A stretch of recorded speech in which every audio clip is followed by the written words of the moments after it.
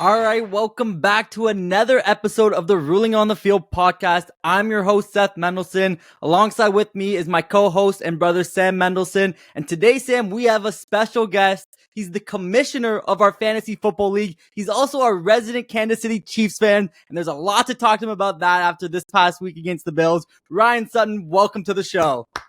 Thanks for having me, boys. Yeah, happy to be here. Happy to be the first guest and excited to talk football. And we're excited to talk with you because there is a lot of football to discuss. But let's start with some breaking news that just came out of the Los Angeles Chargers camp. Justin Herbert is done for the season. Now, the Chargers had a pretty slim hope of making the playoffs. This news pretty much, to me, puts the nail in their coffin. They haven't looked great all year. They haven't been able to come back, since they blew that big lead against the Jaguars in the playoffs last year. They haven't looked like a, strong competitive playoff team, but it's also the bigger narrative in the NFL right now of quarterbacks getting injured. Like, this is Justin Herbert, Joe Burrow, Deshaun Watson, Aaron Rodgers. The list goes on from there. Let's start with you, Sam. What are your thoughts about, Justin Herbert and the Chargers getting hurt and just, again, this narrative of quarterbacks getting injured? Well, as you said, since the Jaguars' second half of that game, of that wild card game, everything has gone downhill. And there's no question Brandon Staley will be out of a job. But someone in the job is Easton Stick. I'm excited to see what I can see from Easton Stick. Could be a name of a hockey stick. Probably is if you had back in the day an Easton Stick. Well, that's who's going to be the quarterback for the Chargers as they face Aiden O'Connell and the Las Vegas Raiders this week. You know what? It's just been very disappointing. Mike Williams looked like he got off to a great start. He went down pretty early into the season. Quinn Williams, he was the top receiver in this past year's draft. And Seth, you and I have talked about the receivers that have gone after him. He's been the weak link out of all the receiving group. And obviously, we have a Chiefs fan here, so I can't not name Rashee Rice, who didn't have a great week himself. But it's just gone downhill. Eckler's been banged up. The defense, Bosa's been hurt. Khalil Mack had one game of 6 sacks, and then, he's just kind of been up and down. Derwin James, they brought in J.C. Jackson. Remember, he was the big offseason signing last year. Then they let him go for nothing. He goes back to the Patriots. So it seems like time and time again, they've continued to drop the ball. And this is, again, a team that shares the stadium with the Los Angeles Rams, who a couple years back went all in and got a Super Bowl ring out of it. And now you're like the ugly stepsister in that situation because everything that's gone wrong with the Chargers. There are rumors that Jim Harbaugh, after everything that's gone on in Michigan, he's a big fan of Justin Herbert. I'd like to see him back in the NFL as well. So maybe that's a marriage that could happen. But it just seemed like, especially in that game against Green Bay a few weeks back, I've never seen Justin Herbert so frustrated. He's making plays. He's hurt. He's banged up. He had taped up on his wrist. And he's still balling out, throwing dimes. And outside of Keenan Allen, there's been no production offensively. And it's culminated with him now out for the year. So it's unfortunate to see. And obviously the trend with all the quarterbacks going down is something we never want to see. You saw guys like Tommy DeVito, Billy Zappe, Will Levis, all these backup quarterbacks winning games this past week. But a guy like Justin Herbert, who, again, got the bag before the offseason, was expecting big things to come from him, and just never lived up to it. It's an unfortunate end for the season and an unfortunate end for Justin Herbert. Yeah, absolutely. It's definitely, a tough blow for the Chargers. And, I'm curious, as we have a Kansas City Chiefs fan, present for this episode, when you start the season, you're thinking the Chargers are probably that team in your division that could be competitive. And, now Justin Herbert goes out. Jimmy Garoppolo was the big signing in that division. He's been out and the Raiders haven't looked great. But it's actually the Denver Broncos that are breathing down your neck. Are you surprised with how your division's kind of shaken up this year? Absolutely. Well, first and foremost, I think I'm more surprised with the Chiefs' performance of late. I would say that's one of the surprising element for me. But having Denver have those very important games for their season against the Chiefs, where they were showing Chiefs fans like myself how great their defense is, how surprising their offense can be, and what a complete game plan can look like against other good teams. They have been very surprising. I actually would probably, if at the start of the season, I didn't do any sort of rankings, but mentally I would have had them at the bottom. or at least tied with the Raiders. So to your point, I think the Chargers would have been that easy number 2 pick for the division. And just to see how their defense is shaped up throughout the year and how they have all those big names, as Sam mentioned, and how they haven't been able to pull it together. And they've just been getting rained on. And I think their offense, the injuries, like Mike Williams going down, seems to be a consistent theme for their offense. And whenever he's in, he's always playing well, it seems, as well. So having him not in there, with that new receiver, Quentin Johnston, hasn't allowed him to progress as slowly as they may have liked. So it's been a steep learning curve over there for the offense. And then Eckler not playing as well as he has, coming off an injury. So there's a lot of different things that probably play into it. But I think for me, anyways, just from seeing the divisional games, I do question the coaching. And I think that's where it kind of goes. And also seeing Denver's success and having their coaching change over the off season, it could also show what the impact of a new culture and a new regime change can have on an organization. Well, sorry, Seth, we've been talking for the last few weeks about the head coaches who could be up for Coach of the Year. Mike McDaniel, Dan Campbell, they both suffered tough losses. Meanwhile, Sean Payton, as Ryan just brought up, has stepped into this role, and everyone at 1-5 was saying maybe it's just the Broncos aren't good and everything with the Russell Wilson trade, and now they're winning games. Cortland Sutton, and we've got a son with us, but Cortland Sutton has no relation.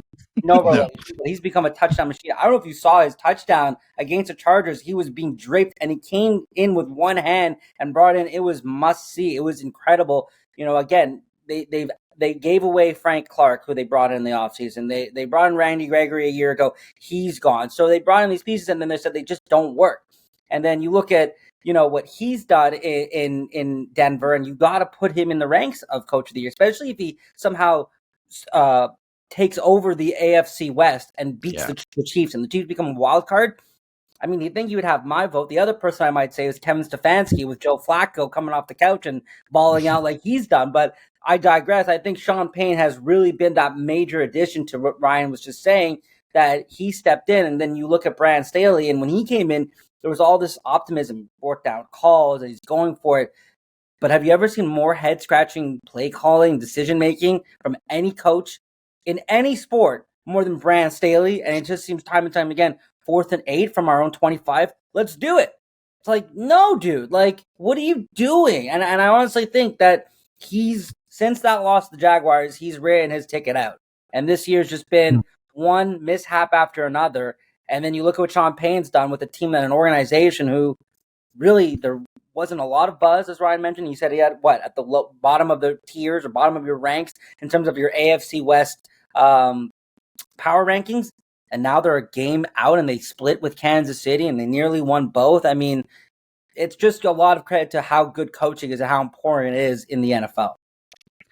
Yeah, you said something a few weeks ago on the podcast, Sam, when Frank Reich got fired, where it's like sometimes these head coaches are just better coordinators, and it's very hard to make that transition from offensive coordinator to head coach. There's a lot more on your plate. There's a lot more that you have to, mentally adjust for. And I think, especially now with Herbert out for the season, we were talking about Brandon Staley being on the hot seat all year. That's gone up a notch. Like, he is very much almost got one foot out the door. Sean Payton starting 1-5. You may have thought like this wasn't the right marriage.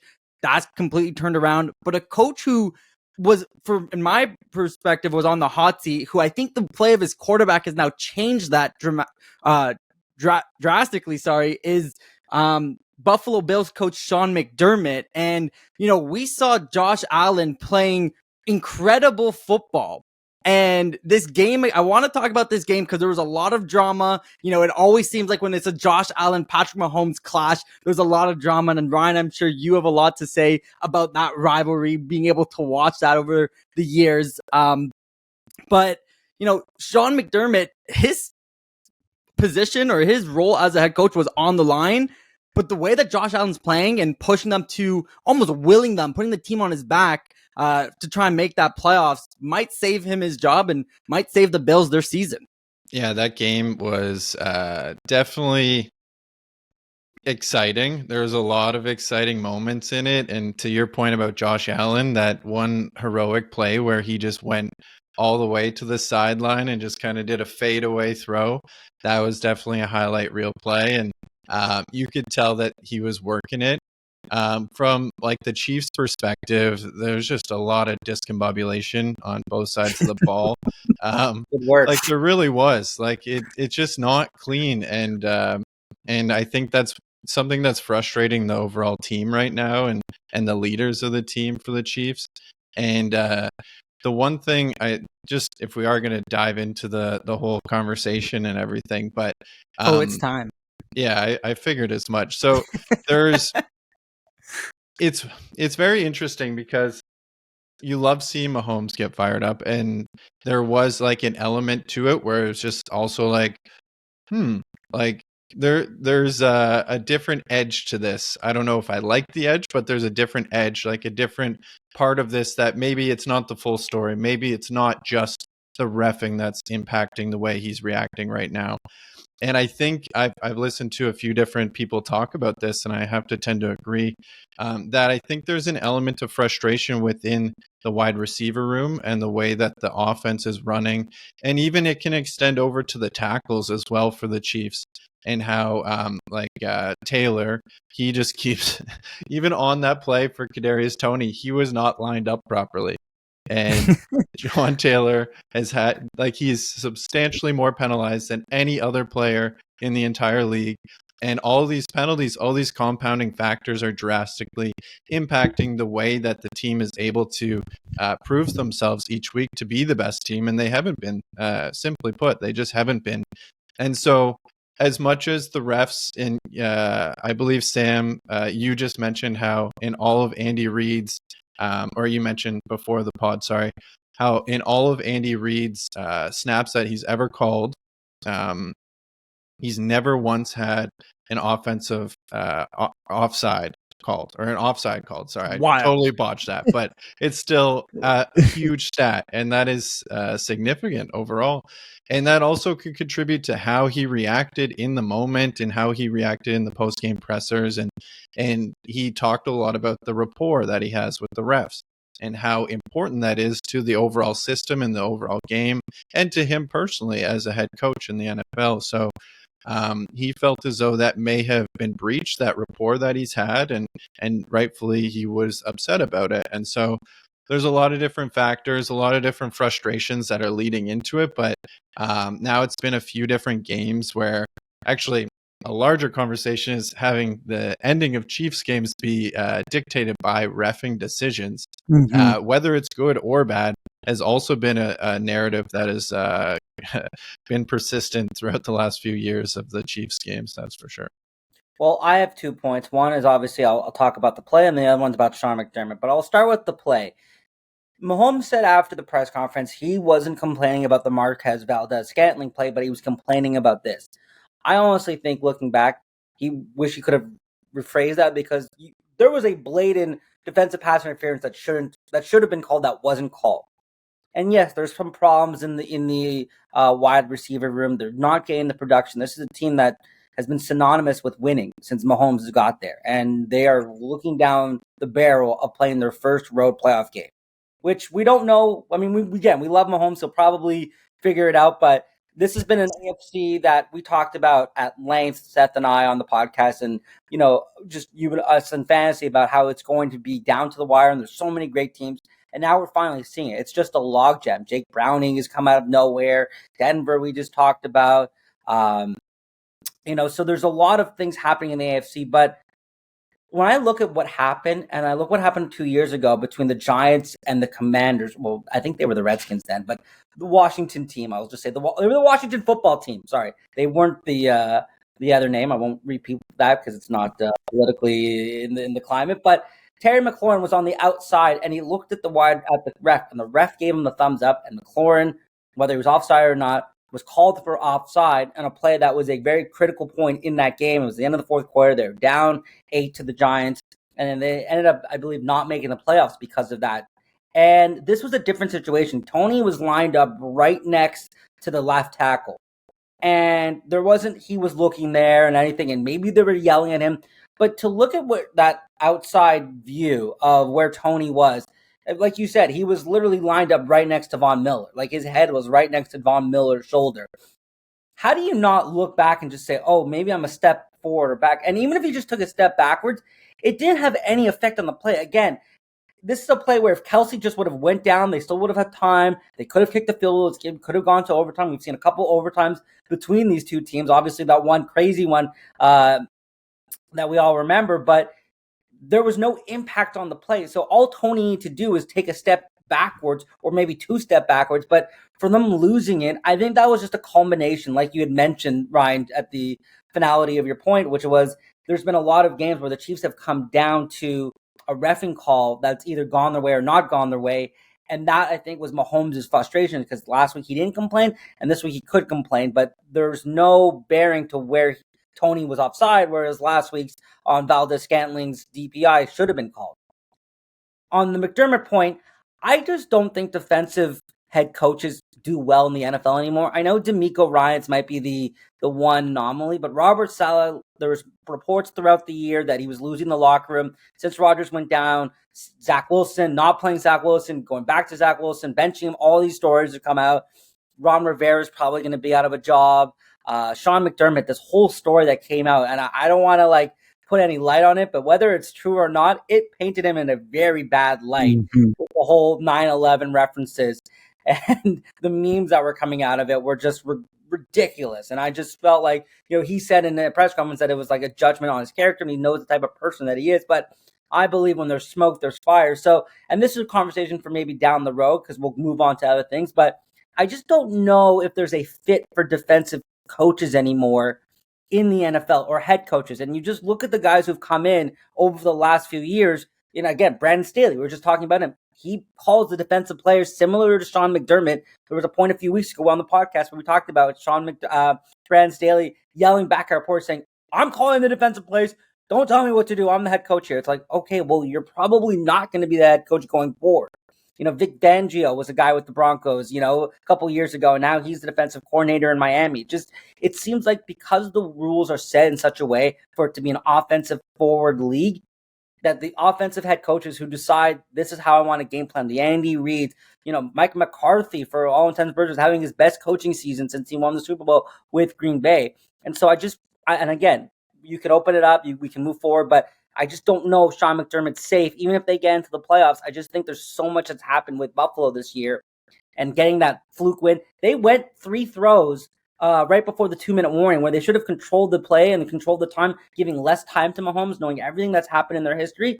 And it was 3 and outs. And Mahomes had plenty of time to come back and after the field goal to either come down and win the game or get the field goal. So that's my thoughts on the 2 things that happened in the game. And then McDermott as a head coach of Buffalo, I think he's still in the hot seat, Seth. And Ryan. Yeah, no, that's definitely a valid point. I guess I was just trying to suggest that because of the play of his quarterback in Josh Allen, it might buy him more time. I think that's maybe even been the case these past few years where it's like, how do you, fire your head coach when you're still having these winning seasons? And this whole year, the Bills haven't looked like what we've been accustomed to these past few years. And it definitely puts some doubt into what that locker room is where on the contrast, I was trying to make that point or reference of Brandon Staley. And it's like, now that they're losing, quarterback can't bail you out. He's pretty much out the door. But I do think that's all valid points. I do completely understand what you are bringing up in the sense of with especially these younger quarterbacks coming in and these new style of quarterbacks coming in, you kind of want that offensive minded head coach. I agree with all of that. I do want to circle back on this whole, we'll call it a fiasco for what happened with Fiasco, yeah. Fiasco, tomato. Patrick Mahomes, either way, had a bit of a tantrum. And, for me, I think all of the greats, you want that ultra competitive. You want to see that fire in them. We see it with LeBron. We saw it with Tom Brady. We saw it with Michael Jordan. I think that part of it, like him smashing his helmet or him yelling, I'm okay with all of that. It's the sour taste that I have. And I'll preface this. He did apologize after, but as the ultimate competitor, you also have to accept defeat and acknowledge and respect the person that beat you. And, I think about that Isaiah Thomas, Michael Jordan, when Detroit Pistons just walked off the court once Michael Jordan finally beat them. Like, you just lose a bit of that respect for him as a competitor when he goes and the first thing he says to Josh Allen was like, that's a bullshit play. Like, he just he brings up the call, not like, what, you played your heart out, you balled. And I totally understand it's heat of the moment. Like, I get all of that. I'm not trying to cast this negative light on the guy that I believe is the best quarterback of our generation, talent wise. And, he might even live up to the success of Tom Brady as well. But it was just hard to see. And I'm sure he'll grow from it. And he's still young. Like, I don't think we often think about Patrick Mahomes as like a kid, but he's like 27, I believe. Like, that's, Tom Brady, most of his success was after he was 30. So it's just, again, putting that all into perspective, it was just a sour taste when, I have so much respect for Patrick Mahomes, especially what I saw in the quarterback show. And he couldn't really give that to Josh Allen, who has really been at the mercy of this Kansas City Chiefs dynasty for the past 3 years. And I'm curious what your take is on this, Ryan. Well, I watched somebody, I forget who it was. It may have been on the Rich Eisen show or something like that, but they were talking about how, or maybe been McAfee, I don't know, but how Mahomes in that moment reminded them of like somebody who's just really upset, have really been wronged, and the mind state that they have is that they can't do anything other than tell people what the heck just happened to them.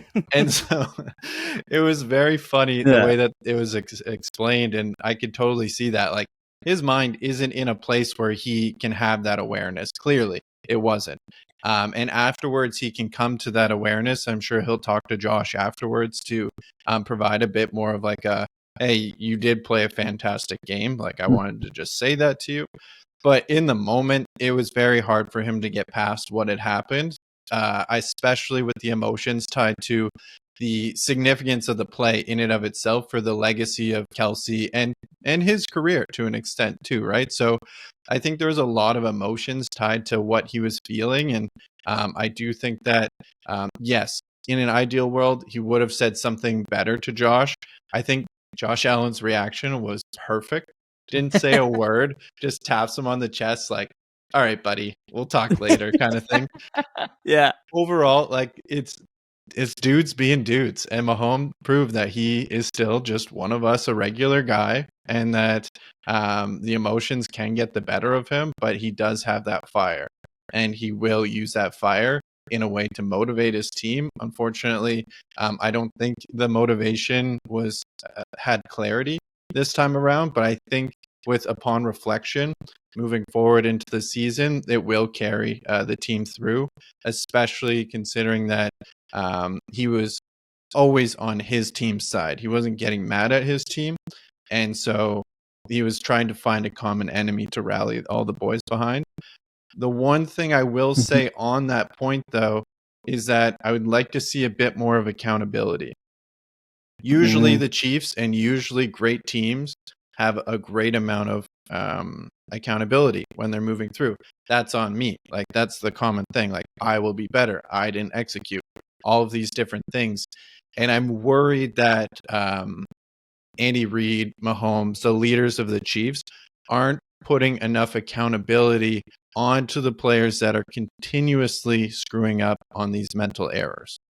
And I think that it's on the coaches, yes, absolutely, to get their guys ready. But these are professionals, and they are not professionals who are rookies. They are young, maybe, but like Juwan Taylor, like, there's no excuses at this point. He's been warned since the very first game of the season. Donovan Smith, he's a veteran in the league who's always had penalty troubles. He's injured now, but still, he's had a lot of penalty troubles this year. Kadarius Toney, I think the drops are one thing that is maybe separate from the penalties, because the drops, like, they can scheme up to not have as many drops. But ultimately it does come on the execution and the accountability of the players. And that's the one thing that I worry about in this scenario is the level of accountability that the Chiefs are going to have moving forward, because usually it is at a very, very high level. And I've always been so impressed by it. But this scenario specifically hasn't shown that same level of accountability that I'm used to.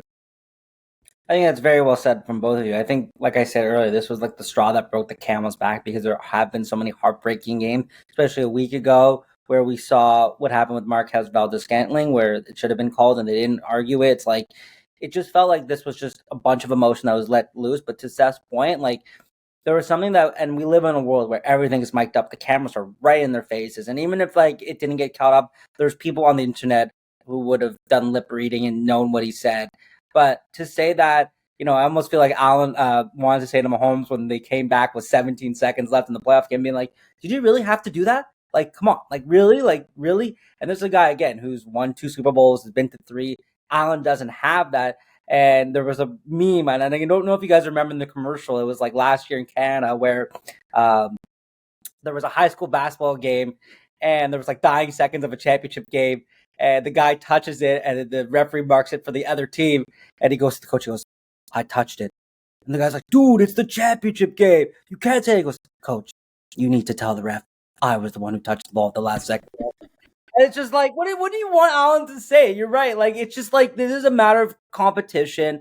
And I think it's one of those situations where it was not a great look on Mahomes. And I think he needs to use that fuel or accountability towards other things. But there's a guy who has had a lot of success in the league, and now all of a sudden it's starting to like weigh on him, and they're losing tough games, and they're losing games that they should probably win. I mean, they lost to the Packers, and then Tommy DeVito just balled out like there was no tomorrow against Green Bay, a defense that has been in the bottom rankings of all year, of all season, this whole season, and then Mahomes had struggles.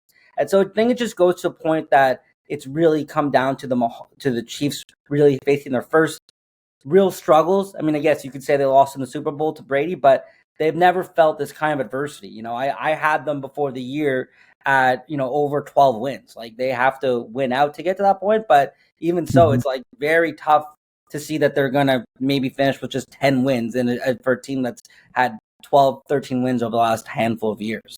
I think just one thing before you go in there, Seth, I'm wondering, as we're talking about, if Mahomes is feeling time pressure for the amount of games left he has with Kelsey as well, because it seems like he wants to get the most out of everything at this moment, and he's putting a lot of pressure on that. And he knows that once Kelsey leaves the Chiefs and eventually retires, the Chiefs' offense is going to be completely different, and there's going to be a lot of reinvention that's needed to be able to sustain success. And also the bond between the two of them is obviously they have a great relationship. So I'm wondering if that factors into any of the additional emotional layers that he may be feeling with all this. And it was a brilliant play. Like, if the play stands, it's the play of the year. It's a brilliant play. It's a guy who in the last second says, I can throw a spiral in between a defender to my other teammate, and he's just going to walk right in, which is what Tony did. And it just sucks to see as a football fan, but that's what happens. Like, you got to play, and the play was rightfully called offside, offensive offside, something we rarely see in the NFL, but it was the right call. Yeah, I think those are all interesting points. I very much to what you said, Ryan, too, of like maybe that time is ticking, but you got to just live in the present too, and just like, I'm not too worried about.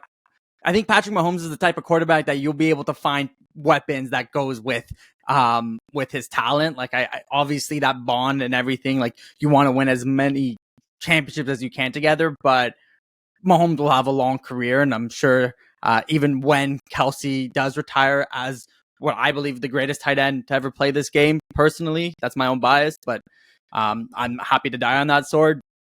I'm sure the Chiefs will be all right with Patty Mahomes at the helm. But, Sam always says one of his credos is that adversity builds character, and we'll see with the Chiefs this year. I mean, it's a lot of adversity that they faced, and if we get to see Patrick Mahomes in a row playoff game, that'll be even more adversity that he'll have to overcome, that may really cement his legacy, or it may be, some ammunition for all those Mahomes haters to, maybe say, oh, maybe he's not Tom Brady. But time will tell. As we're talking about adversity building character, it just makes me think about Ryan's fantasy playoff push, because he really clawed his way into it. And as we're going into the first week of playoffs for fantasy, it's something that is very exciting, because all three of us are in the playoffs in our respective leagues. And there are some players who have been on an incredible hot stretch in the last few games, the hot hands, as you would maybe like to put it. So I want to kind of go around the table here and, talk about a few players that we think have those hot hands going into the playoffs that could be league winners. And I'll start with you, Sam. Well, I mean, there's so many choices to go from. And I know one of you is going to say Deebo Samuel, but I'm actually going to go a little surprise here. And I'm going to go to Jacksonville with Evan Engram. I think when I look at what the Jaguars are trying to do, obviously they had a tough stretch. I mentioned Joe Flacco earlier because I was going to bring him up again. Joe Flacco balled out. He's now the QB1 in Cleveland, but Jacksonville did make it close at the end. What are you laughing? He's the QB1. No, I was just laughing that you're bringing up Joe Flacco. It's worth conversation that Joe Flacco's leading the Browns, another AFC North team, into the playoffs. Anyways, I digress. Evan Engram. We know Christian Kirk is out for the rest of the year. Core injury, testicle injury. I'm not sure what it was, but it wasn't good. Then you look at what Calvin Ridley has. Ryan. I heard something today. So, when you think of NFL Blitz and you think of those crazy plays where the guy would get smashed and you see the graphic, like that's what happened to Christian Kirk on that play. Oh, man.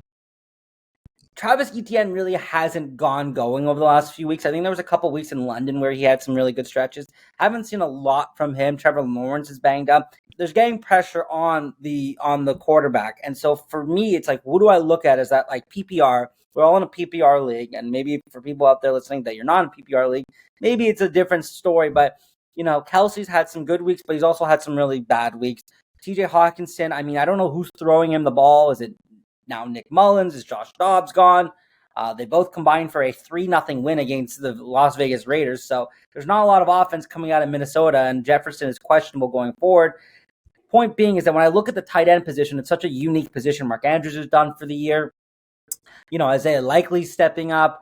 But I do really like what Evan Ingram's doing, and I think in that offense where they do spread out the field, Calvin Ridley has not been as explosive as we all thought he was going to be in Jacksonville this year. And with their top receiver, Christian Kirk, out, Evan Engram, who they do play on the outside, very few tight ends, maybe a Darren Waller, a couple other guys, they play on the outside, but most tight ends stay within the numbers. Evan Engram has that advantage with height. He's got that speed. And I think moving forward, when you look at what the Jaguars are going to try and do offensively, he's going to be a huge PPR fiend, and he's going to be a huge component for anyone who has him in fantasy. Yeah, I think as someone who has Evan Engram in one of my leagues, I can definitely attest to that. And we saw that in this last game against Joe Flacco and the Cleveland Browns. Put respect on him. We're putting respect on it. We're putting respect. Flacco. He's like one of the best Cleveland Browns quarterbacks since 1980 at this rate. It was like the first Cleveland Brown quarterback to have 2 games of 250 yards and 2 passing touchdowns since 1980. Like, it's a ridiculous stat. That's crazy. That can't but be yeah, I saw that stat recently. Never did it. Just saying, this is the stat that I saw. Anyways, I do agree with Evan Engram. Let's pass it to you, Ryan. Who do you have as a hot hand? It could be one player, it could be 2. I know there's a few on your radar. Yeah, well, I'll start with my quarterback that I actually traded for in a big controversial trade this year, where I got rid of some Bengals, which I felt uncomfortable drafting as a Chiefs fan anyways. It's Matthew Stafford. So Matthew Stafford has been on a tear the last 3 games. Previously, in all of the games prior, he had not thrown more than 2 touchdowns in a game. And the last 3 games, he's thrown 3 touchdowns twice and 1 4-touchdown game. And he also in our league, how the points are displaced, he didn't have over 20 points at all throughout the season, except for these last 3 games as well. So he's riding a hot hand right now. I think coincidentally, it also it has an impact having Kyren Williams back.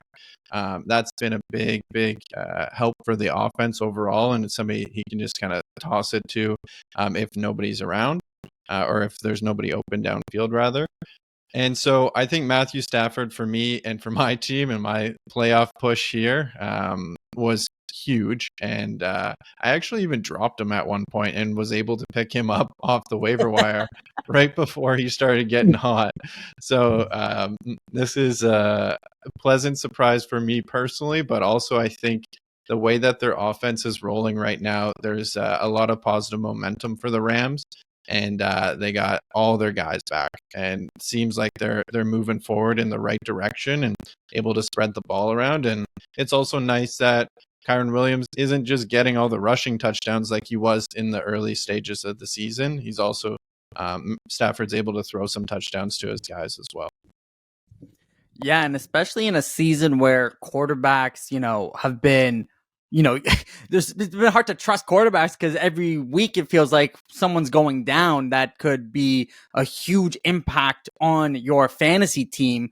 Matthew Stafford is now looking like a week-to-week top 10 quarterback, which was not something that people would have expected. But again, like we mentioned the list of quarterbacks that were injured, and now it's like we're seeing the likes of Tommy DeVito and Aiden Connell and Josh Dobbs. And when you think of all the quarterbacks that are out there, Matthew Stafford's looking like a pretty good option with, Puka Nacua, Cooper Kupp, and Kyren Williams all there. I think those are 2 very good options. For me, I'm going to go with Rachaad White. This was a guy who had a lot of promise going in terms of fantasy going into the year and had a really slow start. But these last 6-7 weeks, he has looked very, very good for Tampa Bay. And I think it's a combination of Tampa Bay playing competitive football. Like they are very much in the hunt for their division. So every game matters to them.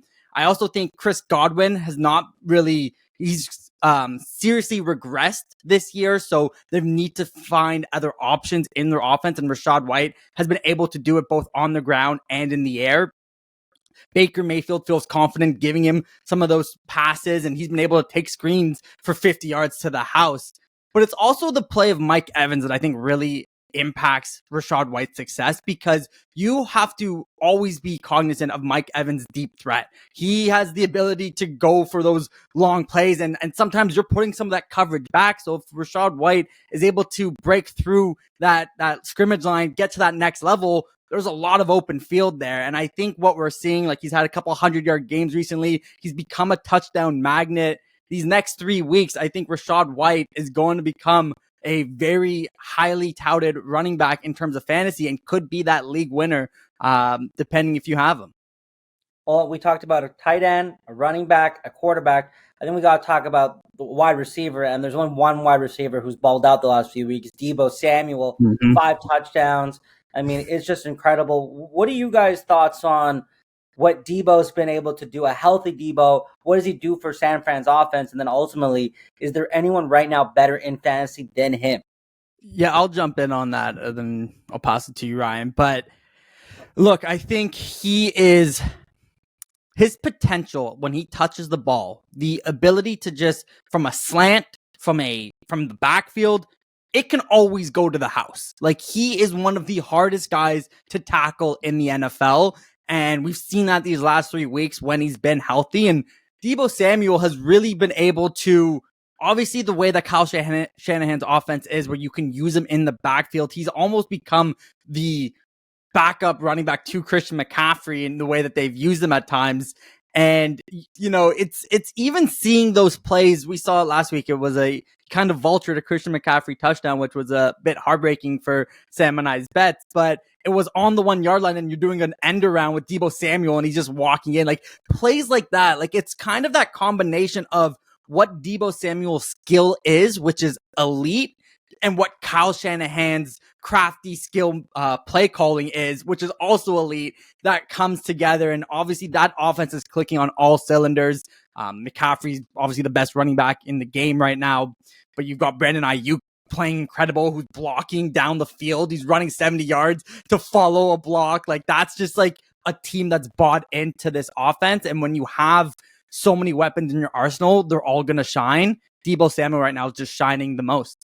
Yeah, the way he can break through tackles is so impressive too, right down the middle or up the sideline. Like, he's just an absolute beast. Not only does he have the speed, but he has the power too. And that offense as a whole is looking scary. That come playoff time, it's gonna be really cool to see them play it out.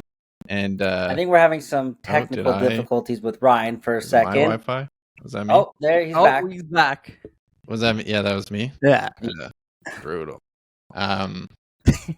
Where'd you get me? We lost you at the way he breaks tackles. Oh man, that was like the very start of my point. Okay. Yeah. Run it back. Don't really have much else to say than that, really. The point's been made. Yeah, that's it. At the test point, with all the stars on that offense, Deebo shines the brightest. And he's done that the last few weeks. He took that Eagles game personally. And I think going into that game, I looked at his stats for the week before against Tampa Bay, 3 for 63 in the air. It wasn't something that it was like remarkable, but they are utilizing him the way we all think he could be utilized. He is the toughest player, in my opinion, to your point set to take down, because he can run you in the backfield. He can do a slant. He can do a wide receiver screen, but he also has really great route running where he can like make plays in the open field as well. So we just needed to touch all the bases of quarterback, running back, tight ends, and then there's no one who's been more electric the last few weeks than Deebo Samuel. So just touching that wide receiver little area as well. Well, I think, and this may be a little out of my depth in terms of football knowledge, but from seeing the way that they can scheme up blocking on that San Francisco offense is very impressive as well. Yeah. When you got Kittle and Juszczyk just running wherever the heck they need to go, Trent Williams when he's healthy, just being able to be an absolute beast over there on the left block. Mm-hmm. They are so versatile with it, and they move their blockers around. And Seth, I think you mentioned how Ayuk is also contributing to the blocking game. Everybody's willing and extremely strong and proficient at blocking. So that's clearly a point of emphasis on their team, and it allows their playmakers to ball out like Deebo and McCaffrey on a nightly or a weekly basis.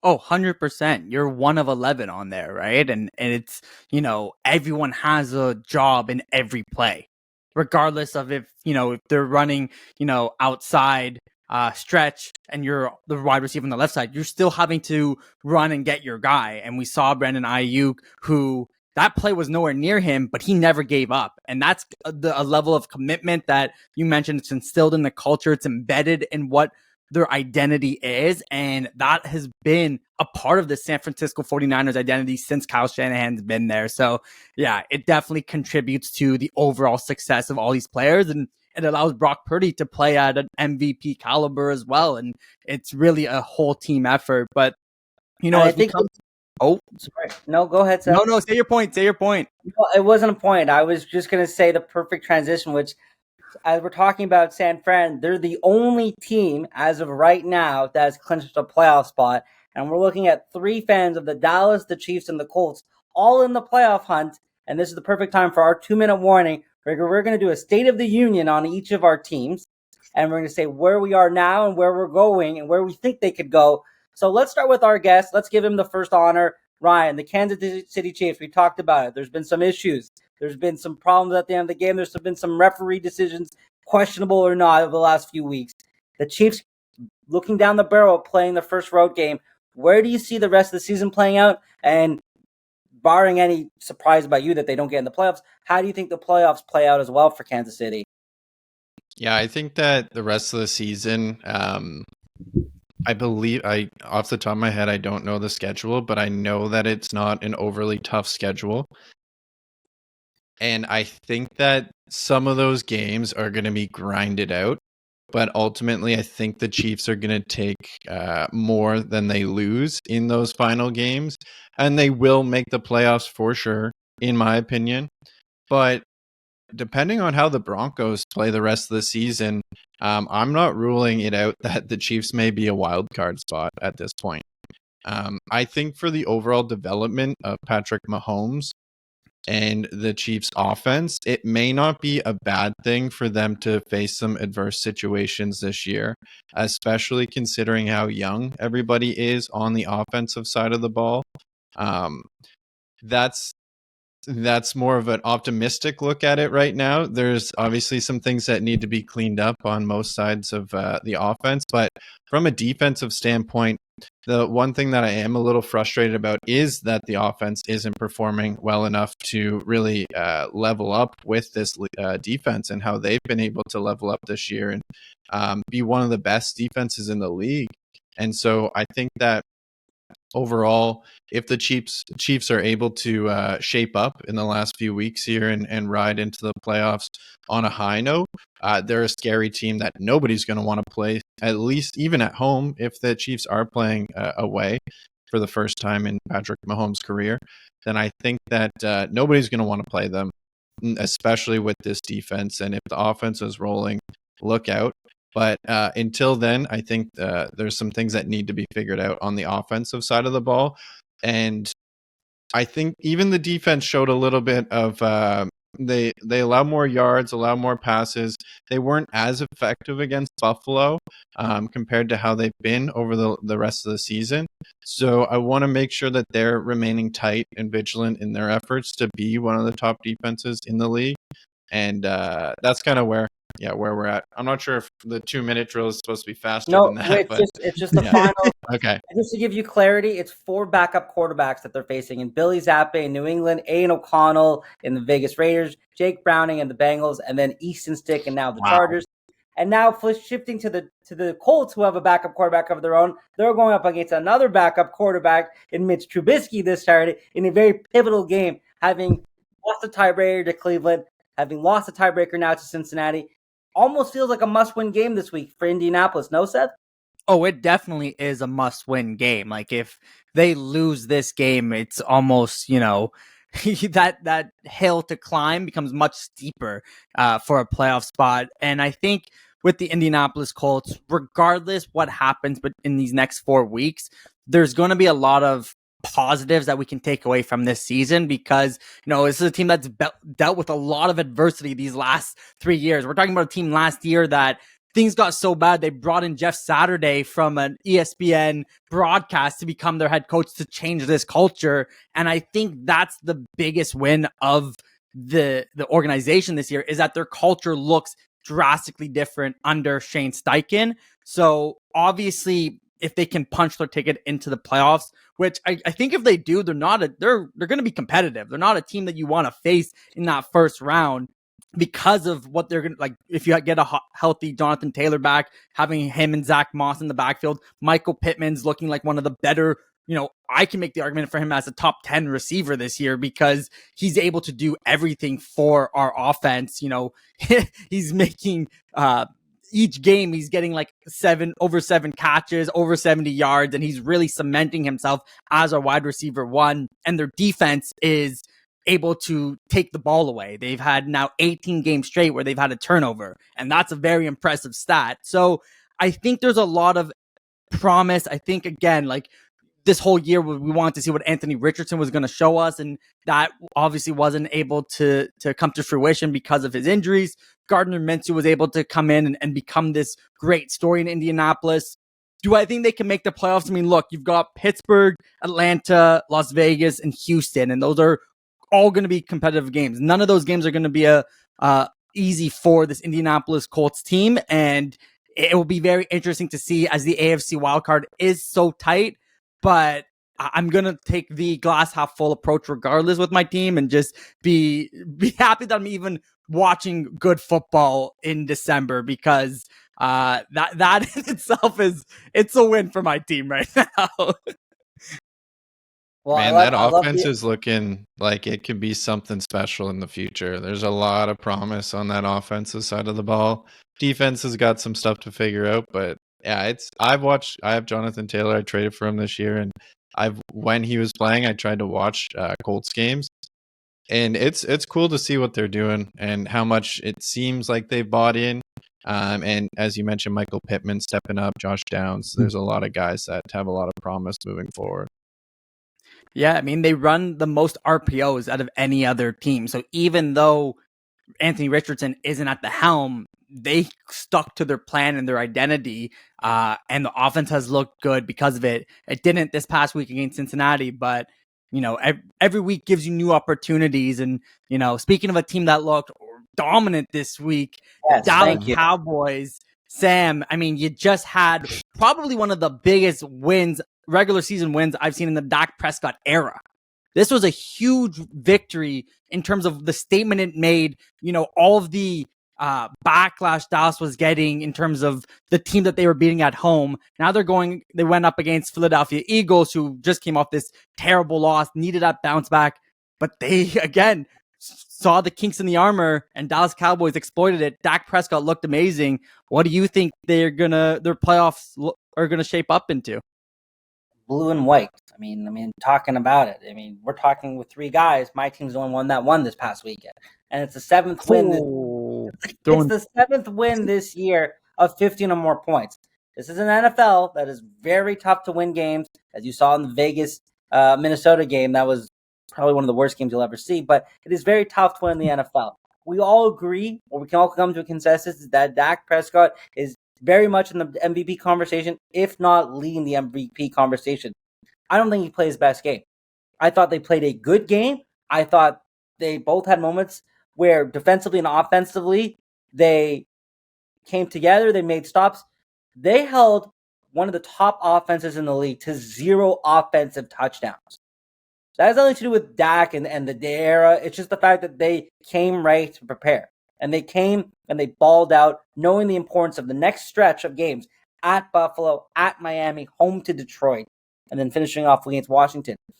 When I look back at my long, very hard following career of being a Dallas Cowboys fan and all the hardships that have come with it, I've never seen them play to the point where, they had first round buys, they've all other stuff like that, but where everything seems to be coming together. CeeDee Lamb, you talked about Michael Pittman. I think CeeDee Lamb has cemented himself with Justin Jefferson out, especially as maybe the second best receiver in the league behind Tyreek Hill.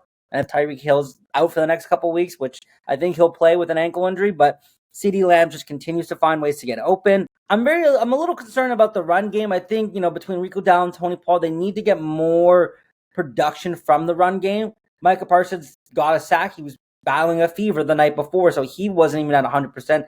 And we talked about this watching the game set, that they still got no Van Der Esch, and they still no Trayvon Diggs, but they forced fumbles to Jalen Hurts, A.J. Brown, and Devontae Smith.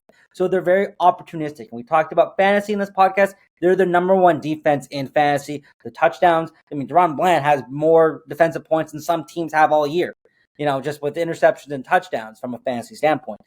I digress. I think that this is the toughest stretch for any team. They have the hardest remaining schedule. If they can come out of this week and then go forward with Miami and Detroit and win 2 to 3 or even sweep them, then not only does it give us a chance to maybe even get a home playoff game or maybe a first week bye, but it gives us the momentum that going in, that we have the confidence that we can play with any team. The only concern is the San Francisco 49ers.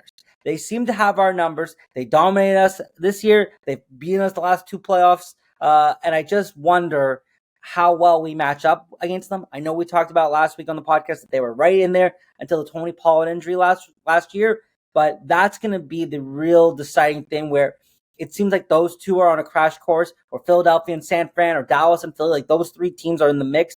Detroit's kind of fallen off my radar because their defense is falling apart. But Dallas has everything going. I'm not getting ahead of myself, but this year does feel a little bit different because Dak's playing at such a high level, and everything outside of a couple key injuries on defense has gone our way. And they're using players like Cavonte Turbin and Jake Ferguson's emerged as a top 5 tight end in the league that really could cement them down the road. But this is a telling few weeks. They'll get into the playoffs. Maybe they're facing Tampa Bay or Atlanta in week 1. Maybe they're facing someone at home.